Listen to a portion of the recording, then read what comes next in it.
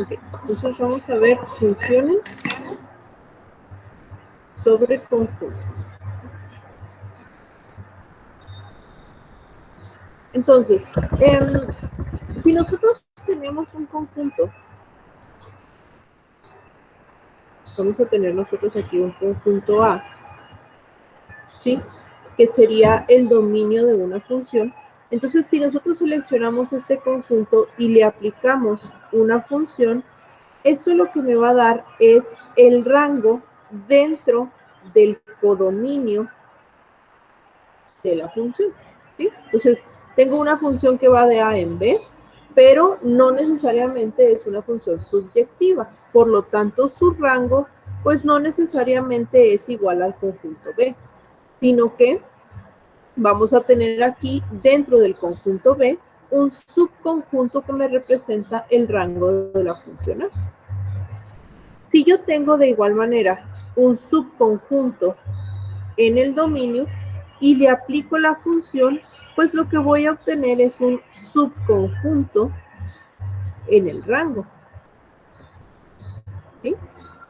Pero entonces, si yo puedo pasar del conjunto A al conjunto B mediante el dominio, pues mediante la función, debería de poder pasar del conjunto B, que es el codominio, hacia el conjunto A también mediante la función. Y eso también sucede. Si yo selecciono un subconjunto de B, yo puedo regresar a este subconjunto de B hacia el conjunto A, ¿sí? Pero únicamente van a aparecer en el conjunto A aquellos elementos que hayan sido elementos del rango de la función.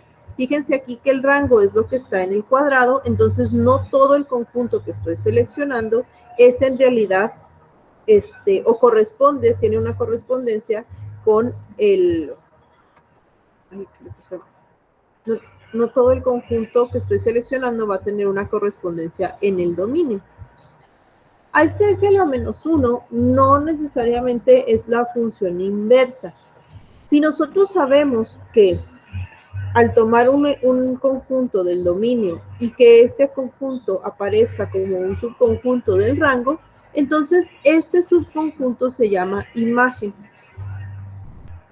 ¿Sí? Es la imagen de C en B, es decir, cómo es este conjunto del dominio en el rango a través de la función. Y a eso se le llama imagen. Ahora, en este caso les digo que f a la menos 1 no necesariamente se refiere a la función inversa, sino se refiere como a una preimagen. Es decir, lo que yo quiero ver es cómo este conjunto o este subconjunto de B, ¿sí? Cómo ese subconjunto de B se ve reflejado en el dominio de la función. Y a esto se le conoce como preimagen. ¿Okay? Lo que tenemos que tener en cuenta aquí es que al tener nosotros una función, no necesariamente todos los conjuntos o todos los elementos que tomemos en el codominio o en el codominio van a tener una correspondencia en el dominio. Únicamente aquellos elementos que pertenezcan al rango. Si no pertenecen al rango, entonces no van a verse reflejados en el conjunto A, ¿sí? Porque no se generaron a partir de la función. Por ejemplo, si tenemos nosotros la función x cuadrada definida de r n, ¿sí? Entonces vamos a estar trabajando con los reales. Vamos a suponer que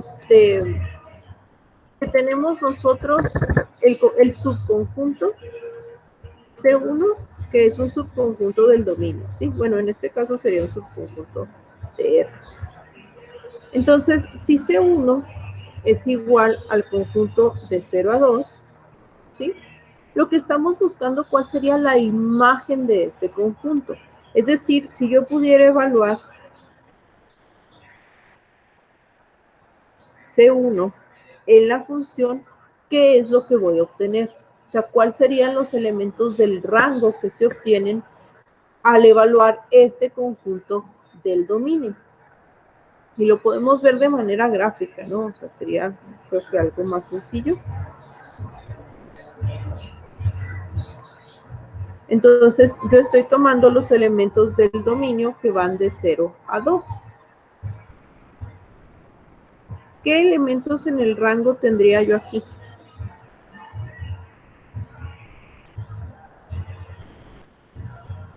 O sea, este límite superior de este conjunto, ¿cuál sería? Si en el dominio es 2 y la función es x cuadrado.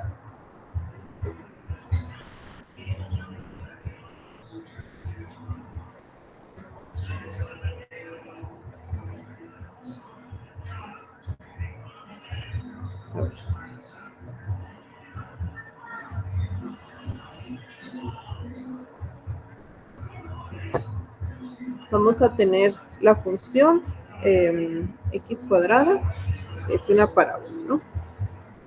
Entonces, lo primero que me dice es que considere el subconjunto del dominio C1. Este subconjunto es el que va de 0 a 2. ¿Okay? Entonces estoy considerando todo este intervalo.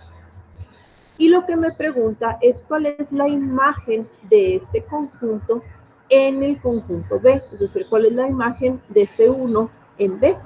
Y para ello, pues tengo que determinar mediante la función qué conjunto obtengo al yo evaluar C1 en F. Entonces, cuando tomamos el límite inferior del conjunto, pues que es 0, seguimos obteniendo 0. Cuando tomamos el 1, obtenemos aquí también el 1. Y cuando tomamos el 2, obtenemos el 4.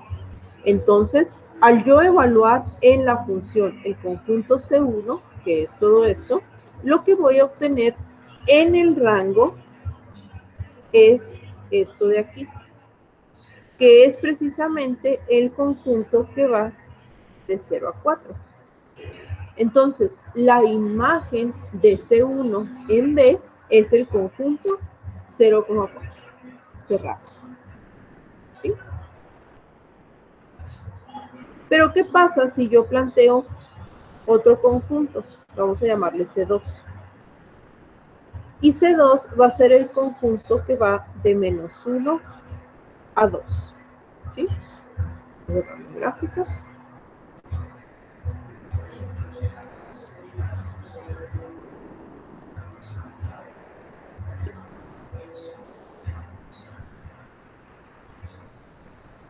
Entonces, ahora lo que tenemos que hacer es seleccionar desde menos 1, 0, 1, 2. ¿Sí? Entonces, en el dominio vamos a tomar los valores que van desde menos 1 hasta 2. Y queremos determinar en el rango cuál es la imagen de este conjunto. Y bueno, pues aquí lo que tendríamos que ver es precisamente si yo tomo todo el conjunto desde menos 1 a 2 y lo evalúo en la función f, ¿qué es lo que voy a obtener? Entonces, para menos 1, pues obtengo el valor de 1. Para 0 obtengo el valor de 0. Para el 1 vuelvo a obtener 1. Y para 2 obtengo el 4. Entonces, en el rango de la función, lo que yo estoy obteniendo es el conjunto que va de 0 a 4. Entonces, f de C2 es igual al conjunto de 0 a 4. Fíjense que aunque C1 y C2 eran conjuntos diferentes, la imagen de ellos es la misma en B. O sea, al final se obtiene el mismo subconjunto del rango. ¿Sí? Esto sucede por la naturaleza de la función. No siempre va a pasar así. En este caso coincide pues porque tenemos una función cuadrada. ¿Sí?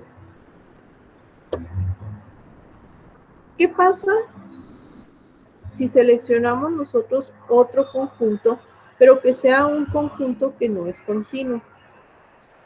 Por ejemplo, ¿qué pasa si seleccionamos un conjunto en el dominio que sea menos 3, menos 2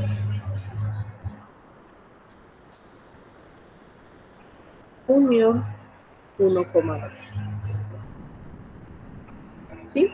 Y lo que queremos determinar es la imagen de este conjunto en B o en el codominio. Entonces, lo primero que tenemos que hacer pues es determinar qué es lo que estamos seleccionando en el dominio de la función, que es la unión de estos dos intervalos.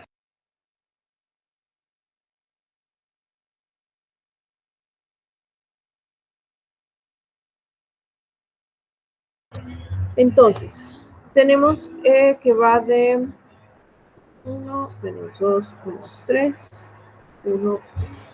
Entonces, primero que nada, vamos a tener el intervalo que va de menos 3 a menos 1. Y luego vamos a tener el intervalo que va de 1 a 2.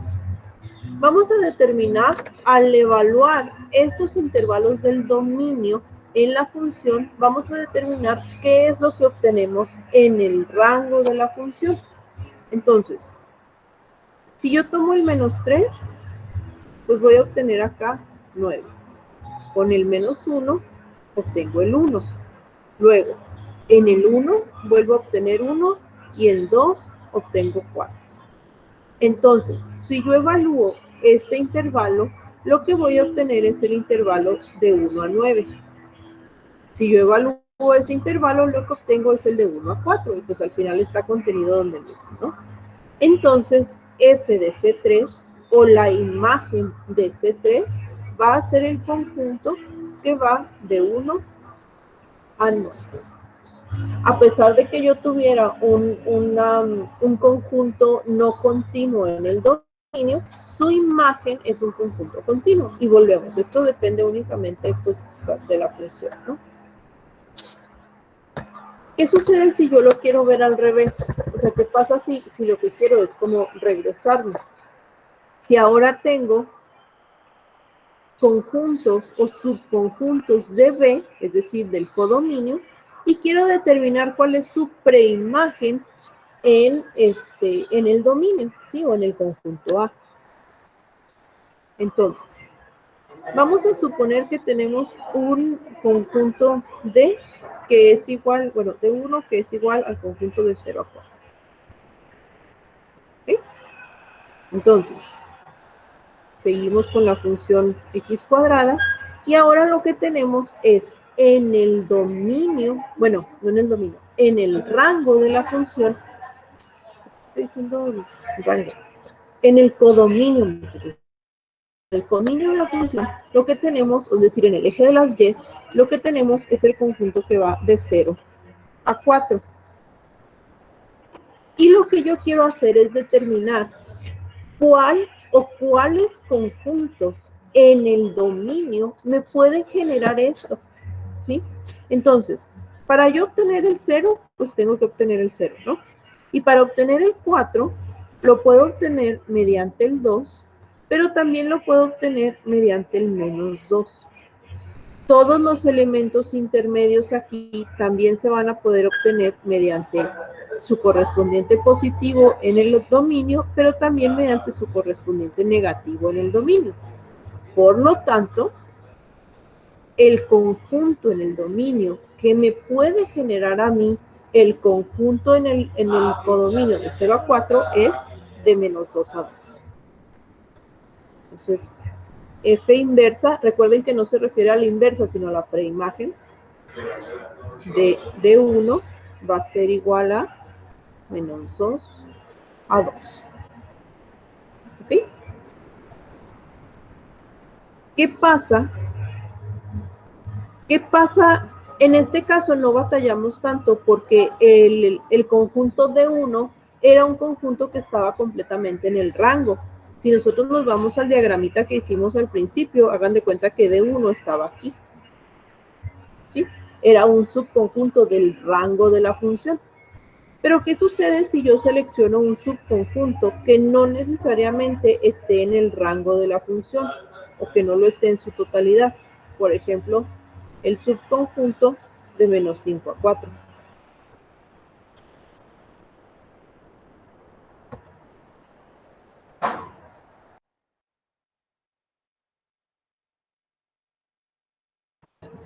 Entonces, volvemos aquí a la visualización.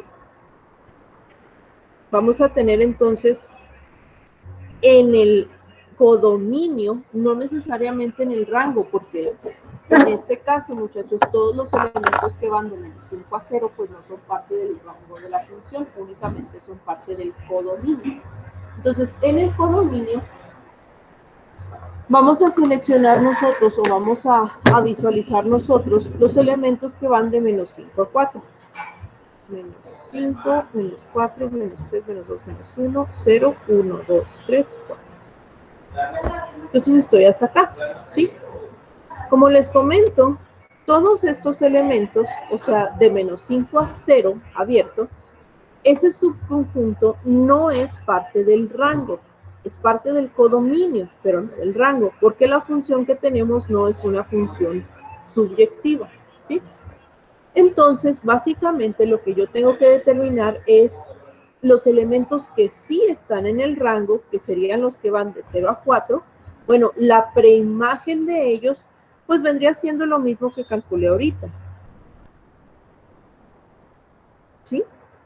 Entonces, la preimagen del subconjunto de 2 va a ser también el conjunto de 0 a 4. ¿Quiere decir esto que el conjunto 0,4 me va a generar de menos 5 a 4? No. Quiere decir que existen elementos en este conjunto que no pertenecen al rango de la función, pero aquellos que sí pertenecen al rango son generados mediante el... Yo puse 0,4 y era de menos 2 a 2. Los que sí pertenecen al rango de la función van a ser generados con el conjunto que va de menos 2 a 2. ¿Okay?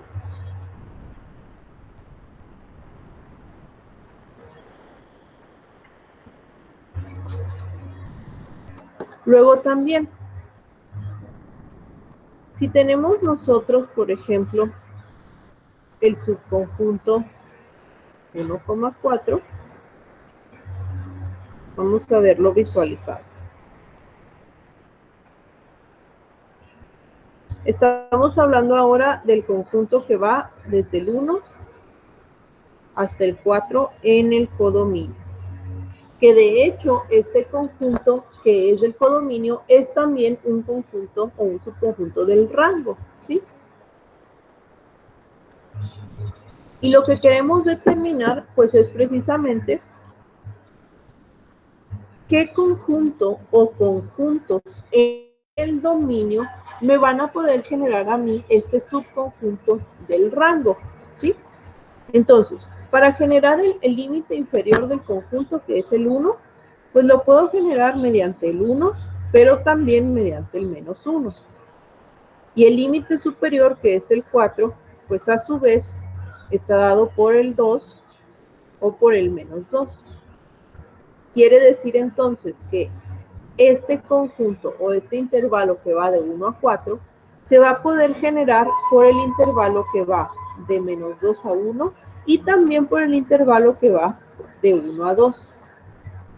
Por lo tanto, la preimagen del conjunto de 3 es la unión de los intervalos que van de menos 2 a menos 1 y el que va de 1 a 2. ¿Ok? ¿Preguntas en esto?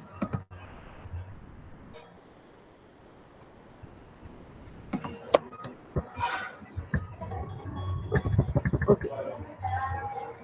Este análisis así muy específico, porque pues, estamos trabajando con conjuntos muy específicos en una función específica, muchachos, era para más o menos darnos una idea de cómo es que funciona la imagen y la preimagen de una función en los conjuntos y subconjuntos del dominio y del codominio, ¿sí?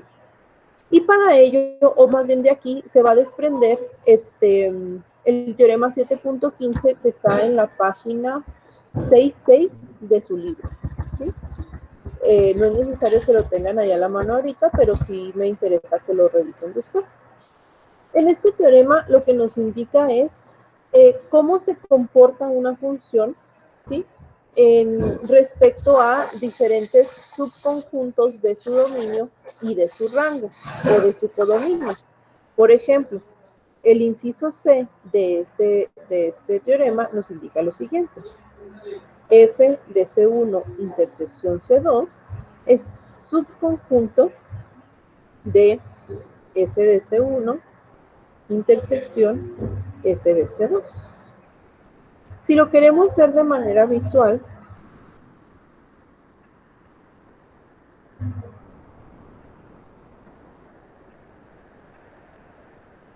lo que me está diciendo es más o menos lo siguiente. Tengo yo aquí C1 y tengo aquí C2 y esta es su intersección. ¿Sí? Entonces, al aplicarle la función a este conjunto, es lo mismo que tener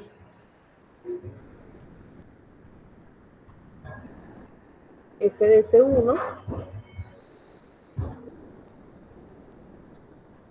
F de C2 y la intersección de estas dos. ¿Sí? Entonces, básicamente más o menos eso es lo que me está indicando este inciso del teorema.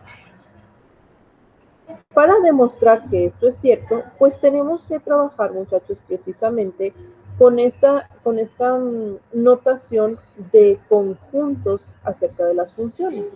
Es decir, F de C1 intersección C2 es precisamente un conjunto en el codominio, es decir, en B. Entonces, quiere decir que esta demostración la vamos a poder hacer siguiendo, o la demostración de este teorema la vamos a poder hacer siguiendo los preceptos de las demostraciones de conjuntos. ¿Sí?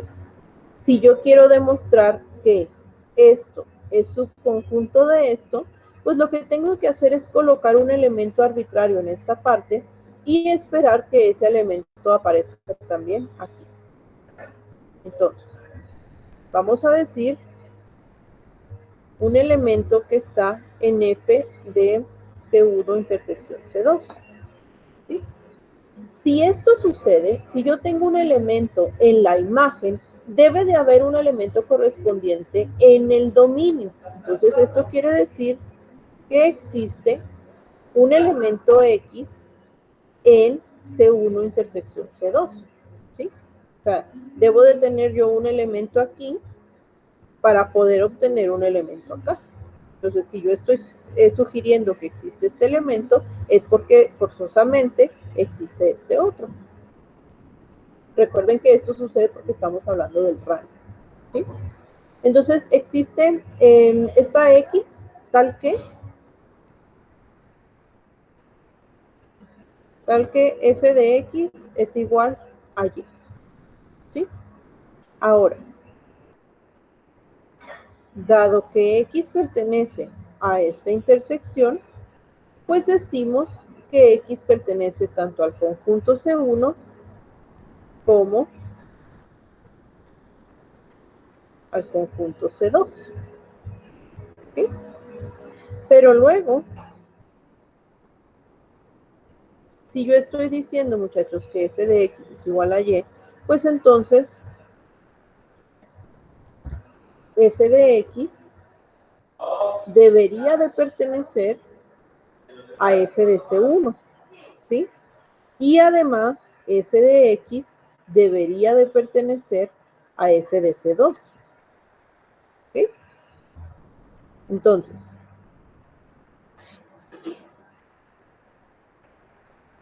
como yo dije que Y era igual a f de X, y estoy diciendo que esta f de X pertenece tanto a f de C1 como a f de C2, pues puedo decir que f de X pertenece a la intersección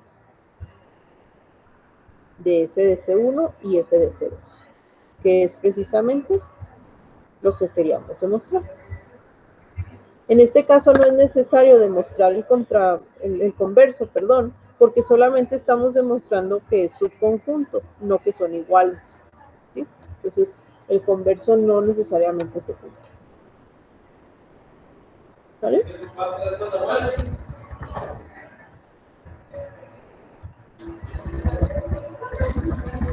Bien. Otro, por ejemplo, de los incisos de este mismo teorema, me habla también acerca de cómo se comporta la preimagen de los conjuntos. Por ejemplo, este es el inciso F del teorema 7.15. Entonces, el inciso F me indica que la preimagen de la unión de D1 y D2 es igual a la preimagen de D1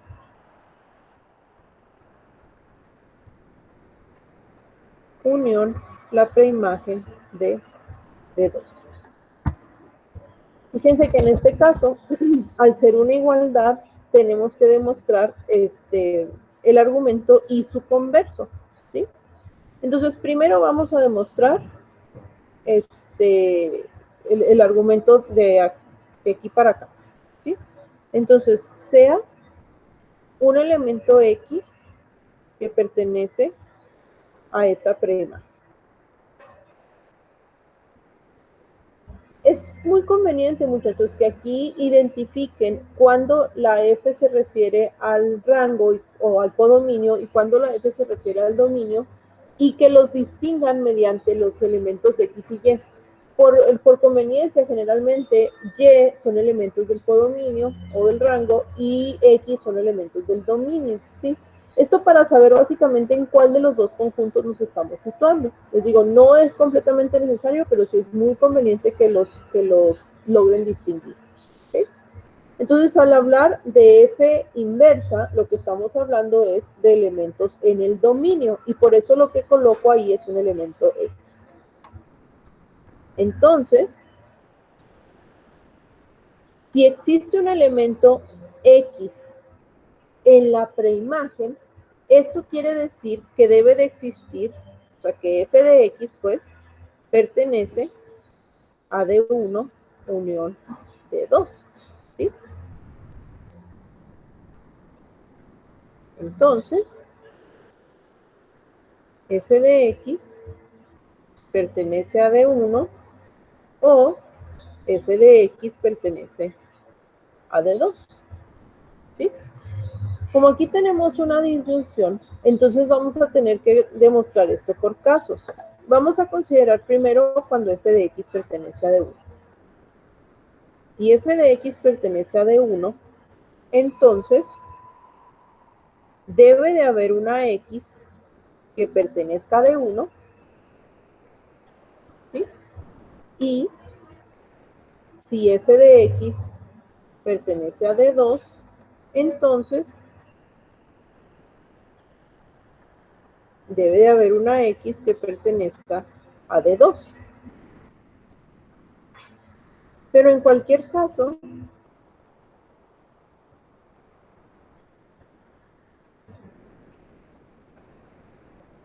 ¿sí?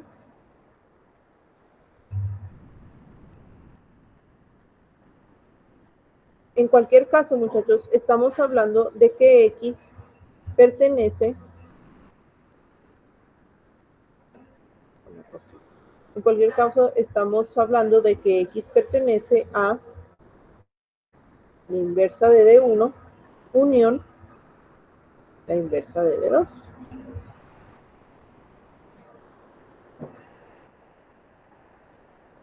¿Sí? Luego, conversamente,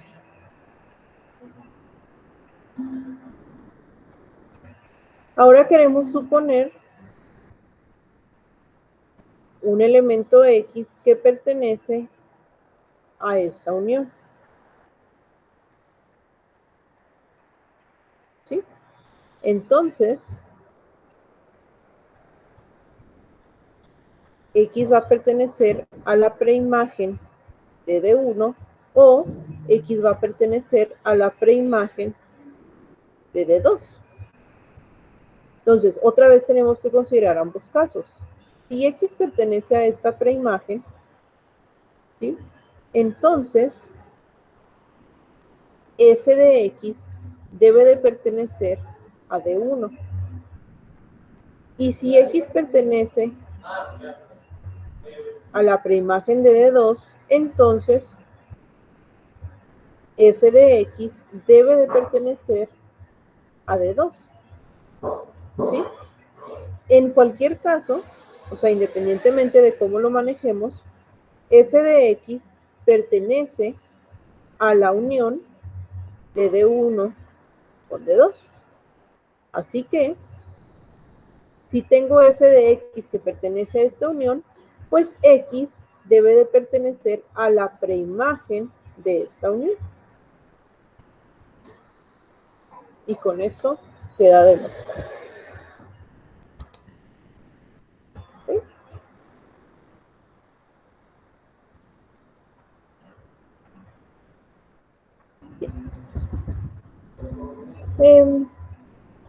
Tenemos además otro teorema que nos relaciona cómo se comporta una función con los subconjuntos de su dominio y de su codominio, pero de acuerdo a las propiedades que esta función tenga. Este teorema sí se los voy a enunciar. Suponga que f es una función de a en b. Y tenemos los subconjuntos C, C1 y C2, que son subconjuntos de A. ¿Sí? Además, vamos a tener D, que es un subconjunto de B. Entonces tenemos lo siguiente. Primero, si la función es inyectiva, la preimagen de f de c es igual a c. Si la función es subyectiva, la imagen de la preimagen de D es igual a D. Y por último, si la función es inyectiva,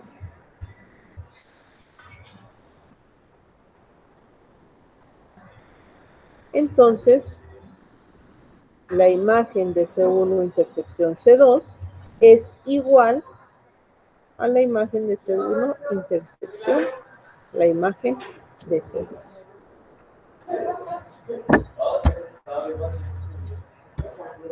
¿Vale?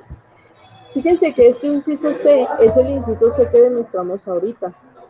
Nada más que en el que demostramos ahorita, en este, sí, en este, era nada más, o sea, se refería nada más a que fuera un subconjunto, no a que fueran igualdades.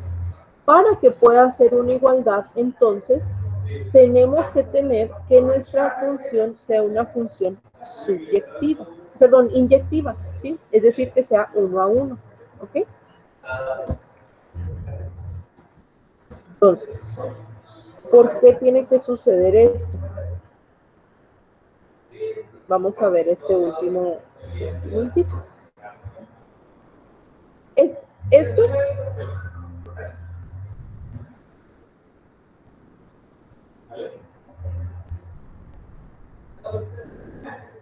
Esto lo acabamos de demostrar, ¿sí? Ya está. Entonces, solamente tenemos que demostrar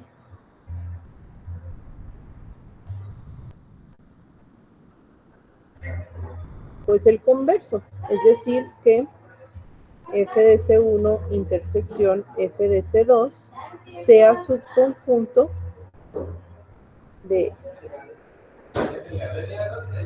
¿Sí? Entonces, para poder demostrar esto, pues vamos a suponer un elemento que aparezca en f de C1 intersección f de C2. ¿Sí? Esto quiere decir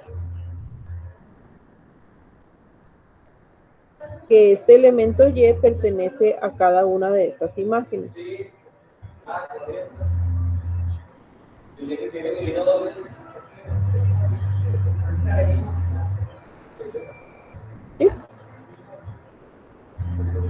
Ahora, Nosotros sabemos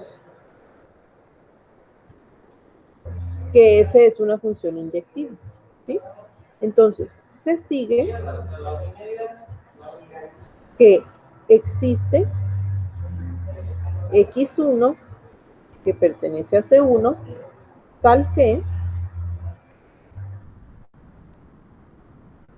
f de x1 es igual a y, ¿sí? Similarmente, vamos a tener x2 que pertenece a C2, tal que f de x2 es igual a y, ¿sí? Dado que aquí tenemos conjuntos distintos, pues vamos a seleccionar elementos distintos que pertenecen a cada uno de ellos. Entonces tenemos que f de x1 es igual a y y tenemos que f de x2 es igual a y. Pero, como f es inyectiva, pues f de x1 es igual a f de x2, que es igual a y, ¿sí? Por lo tanto, debemos de tener que x1 sea igual a x2, que es precisamente la definición de una función inyectiva. Es decir, la función de inyectiva es que si esto sucede, esto sucede. Yo sé que f es inyectiva y yo sé que esto está sucediendo, dado que lo estoy enunciando aquí, ¿no? ¿Sí? Por lo tanto, se debe de cumplir que x1 sea igual a x2. Esto es que x1 pertenece a la intersección de C1 con C2, ¿sí?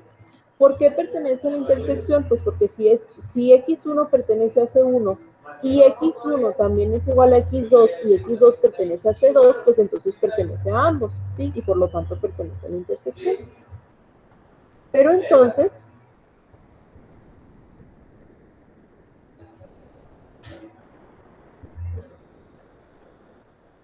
y, que es igual a f de x1, pues pertenece a f